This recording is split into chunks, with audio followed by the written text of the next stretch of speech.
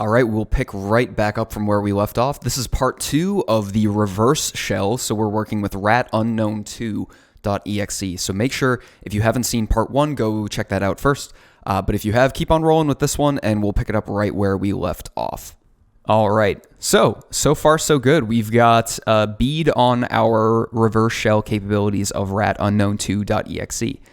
So why don't we clear this out, and we'll take a look at the filters, and let's broaden our search again. So let's take out TCP and click OK. And let's just throw in another command. Let's do ID, and we should get something pretty similar to what we saw with the bind shell.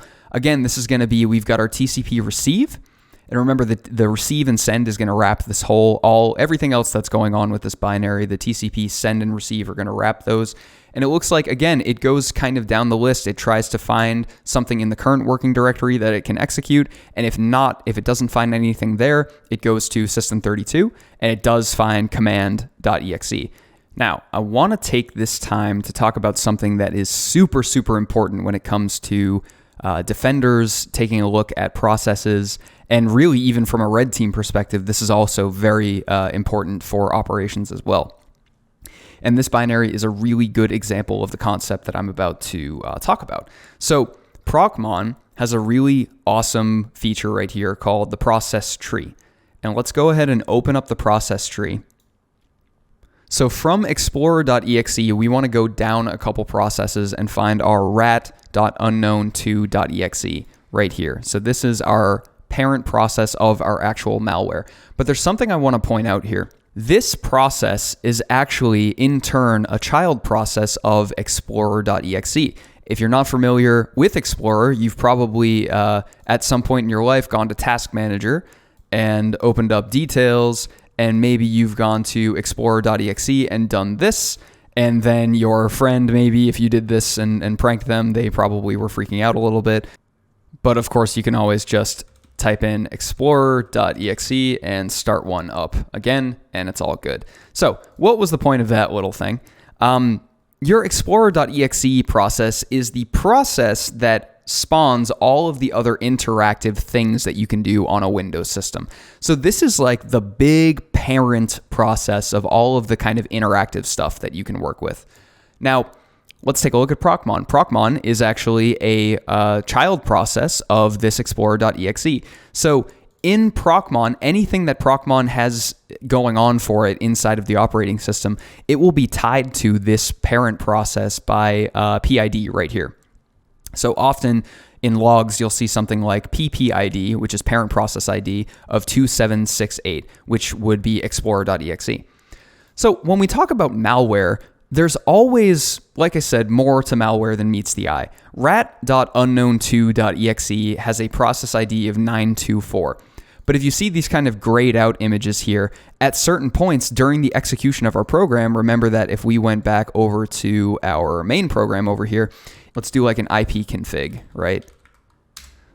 So what will happen here is that the main process of rat_unknown2.exe is going to spawn a new process as its child. And that child process is going to be cmd.exe in this case. Now, what's interesting is that you can see the arguments of that child command down here in the process tree. And so you can see cmd.exe is called for ID right there. Now, this happens for all of the other times that we have executed something from this binary. So the idea is that rat_unknown2.exe is the parent process and is spawning these other child processes for cmd.exe. If you've ever seen some of those very expensive, very high-end endpoint detection response products, and I won't name any here, but you probably know what I'm talking about, something they do really, really well is they graph out in visual form the parent processes, the child processes, and they identify if any of them are out of line or seem kind of weird. So in other words, if you have an unknown executable that's spawning cmd.exe, and that in turn is spawning all manner of commands like ID or whoami or ipconfig, somewhere along the line, you've got to say some of this is pretty suspicious.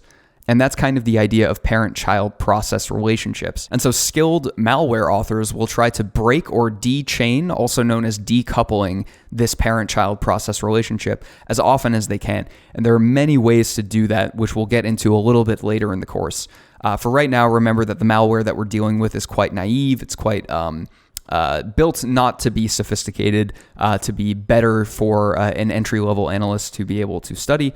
But at some point, we will get to some of the more sophisticated malware. But for right now, just know that the process tree in Procmon is a really good way to see from the main binary that's detonated here, what other types of information can we get out of it as far as child processes and what those child processes are doing. Now, the other thing to note here is that you won't be able to really see much of that information by just filtering off the process name rat.unknown2.exe. So what we can do is go to parent PID right here, and we'll put in the PID for the rat.unknown.exe process, which is 924. And we'll add that in and click OK. Now we'll filter on anything that has rat.unknown2.exe as its parent process. And when we do that, we actually get a whole bunch of other processes that are under it. And we've got all our calls to cmd.exe here, and we can actually just pick out a few of them here. We've got our ipconfig. Looks like it queried and found ipconfig in system32, and was able to do that. And so that is the idea. So remember to filter not just for the name of the executable of what you're detonating, but remember to pick up the process ID of the main executable and set it to the parent PID, which is right here. When you set it to the parent PID, it will pick up any child process that's coming off of the main one, and that can be super revealing as far as what the malware is doing at any given point.